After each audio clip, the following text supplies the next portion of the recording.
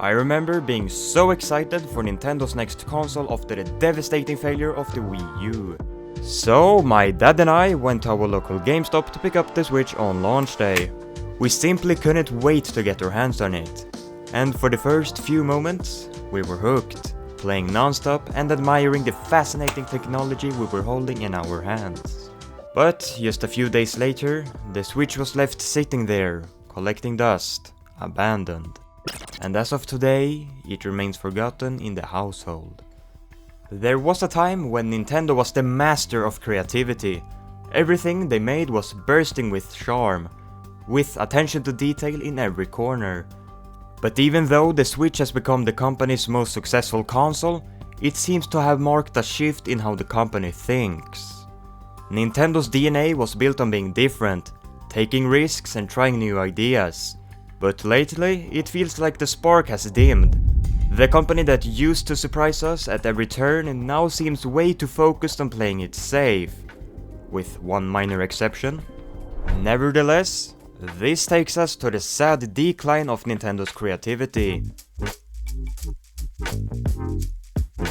It's truly sad seeing Nintendo's elements of making the user interface a place where you want to explore just disappear. I mean, it's the first thing greeting you when booting up the console. And seeing the boring, bland and basic design is just so disappointing knowing what Nintendo's previous UIs looked like. Don't get me wrong, it's sleek and serves its purpose as being a fast and fully functional UI, but still, really? It's lifeless. Not even optional background music. The minimalist design looks like it could very well belong to any device. On the other hand, some might have found the Wii U's interface a bit cluttered with all the Miis wandering around the plaza. But honestly, that's just part of the Nintendo experience, and this is the downgrade we're left with? Well, at least it worked. The Switch sold like hotcakes and is on the verge of becoming the best-selling video game console of all time. The refined user interface on the Switch could very well have done with the Wii U's fail, and therefore Nintendo was seeking a safe approach. Instead of having a battery jumper with things always happening on the Wii U's gamepad, we ended up with a soulless ghost town on the Switch.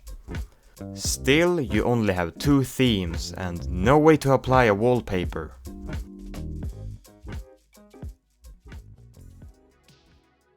This is actually my second Switch because the first one got sold pretty fast. No one in the house was using it. I only got this one because I found a hell of a good deal on it, and to see if the Switch had more to offer. Nevertheless, when we got the Switch on launch day, we were excited, but quickly let down by its extremely limited game library. The first game we played was Snipperclips, and honestly, my first impression was that it looked like a typical mobile game. One of those cheap ones, although now with a bit more creativity, and without ads. Except this time, we paid $20 for it. Sure, it was fun for about 30 minutes, and this was one of only 10 launch titles, but overall, we didn't like it. Although Zelda was good, still ended up going back to the Wii U regardless. Switch-specific games can often feel underwhelming these days. Take 1-2-Switch, Switch Sports, and maybe even Ring Fit Adventure for example. Now, Ring Fit Adventure definitely deserves praise for its fitness mechanics and innovative approach. It's a game I genuinely enjoy. Also, because it's a game, it also gives that one more level incentive to keep going. Still, the adventure mode sort of feels like an afterthought. Empty levels and questionable dialogues just doesn't hit the spot. Regardless of the minor drawbacks, Ring Fit Adventure proves that Nintendo can still deliver fresh ideas. It's just so frustrating to see that the creativity is applied so inconsistently across their lineup. Because next, we'll be taking a look at 1-2-Switch. The game was fine, but could have been done so much better, like having more variety and better replay value. It was heavily focused on gimmicks, which made it fun at first, but not something you'd want to keep coming back to. And I remember it was such a letdown, since the hype for 1-2-Switch, at least in my area, was huge.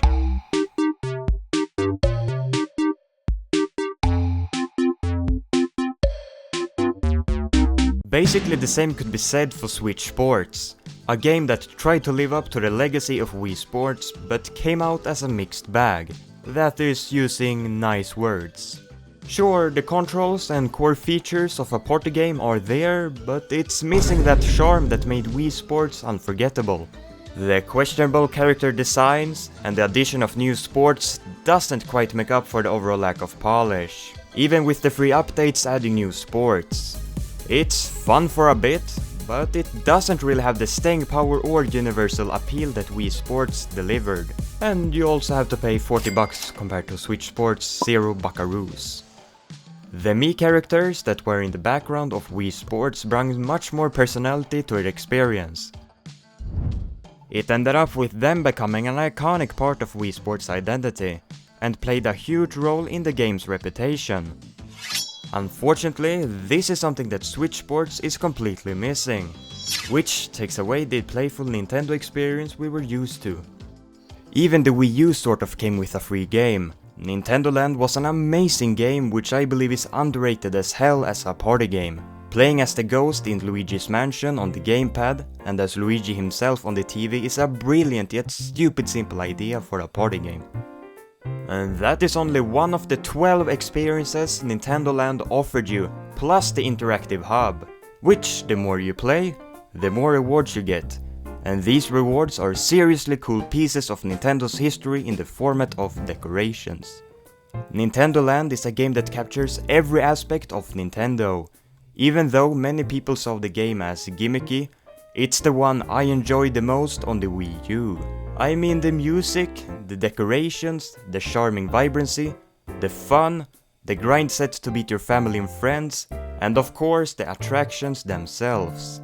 They really nailed showing off the new functionality the Wii U brung while incorporating Nintendo's rich history.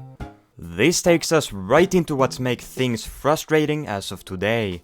It's no other than the sheer number of cheap indie games that have flooded the Nintendo eShop. While some indie games can be fantastic, others are rather questionable. Browsing the eShop today feels less like discovering something magical, and more like digging through a bargain bin of forgettable and mediocre games. And then there are the big name third-party games like Rocket League and Fortnite. I mean, they are great games in their own right, but they've surely transformed the Switch in a way that feels off. These aren't the kind of experiences Nintendo was once known for. Instead of being a console that delivers off one-of-a-kind adventures, the Switch now feels like a device chasing trends, trying to compete with other platforms by offering the same mainstream hits, just in a more portable package. It's definitely not necessarily a bad thing for everyone. Fortnite and Rocket League are widely popular for reasons.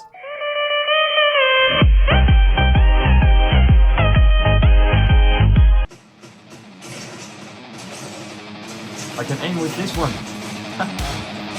Best guy. Me versus him.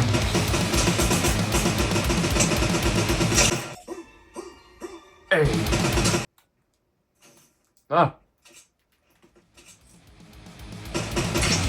Ah. What the fuck? Oh hell no, dude. Fuck it. Fuck it. Keep it going. It's over. It's game over. It's GG's. It's GG's. It's fucking GG's. So, in a way, the Switch feels less like a Nintendo console and more like a jack of all trades system. At least on the outside, because on the inside we have a fucking Intel Pentium. Nintendo have lost some of that unique identity that once set the company apart from everyone else, bringing less to the table while prioritizing safe bets over creative risks.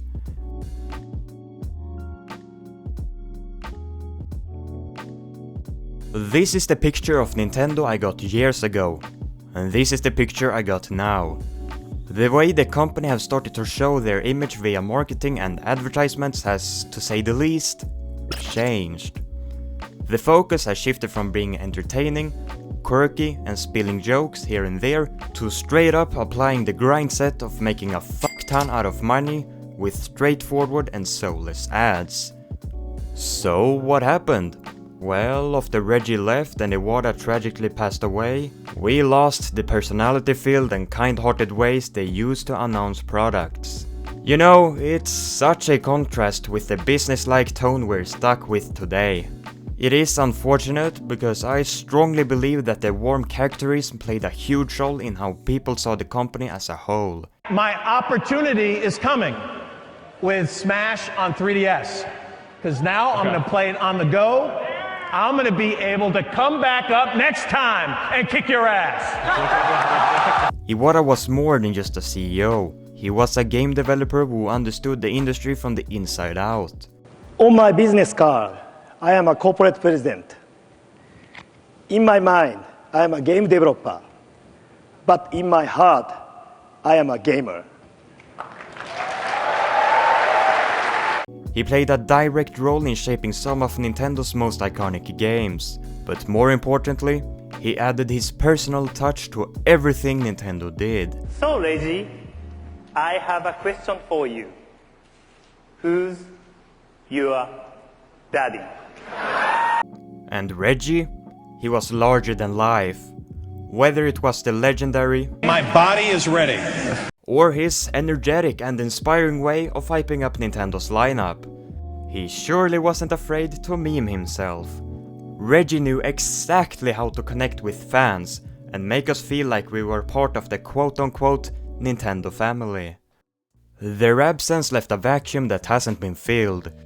And yes, changes are inevitable, people come and go, and that is just the way it is. So if we take a look at the present time, we have Dog Bowser and Shantaro Furukawa. Bowser is competent and Furukawa has steered the ship well financially, but they lack the engagement, warmth, and playfulness that Reggie and Iwata brought to the table. Is Link hot to you? Link is hot. I gotta say. Nowadays, Nintendo's communication feels colder, more corporate, and less special. And all of these are reasons why I'm not really interested in the company at the moment. So taking a look back, it's no wonder why my Switch ended up collecting dust. The Nintendo I grew up with, the one that felt like it was made by people who loved games just as much as we do, feels like a distant memory. Looking at all this, the Switch success is undeniable, but at the same time, it's hard not to feel like Nintendo has lost what made it unique.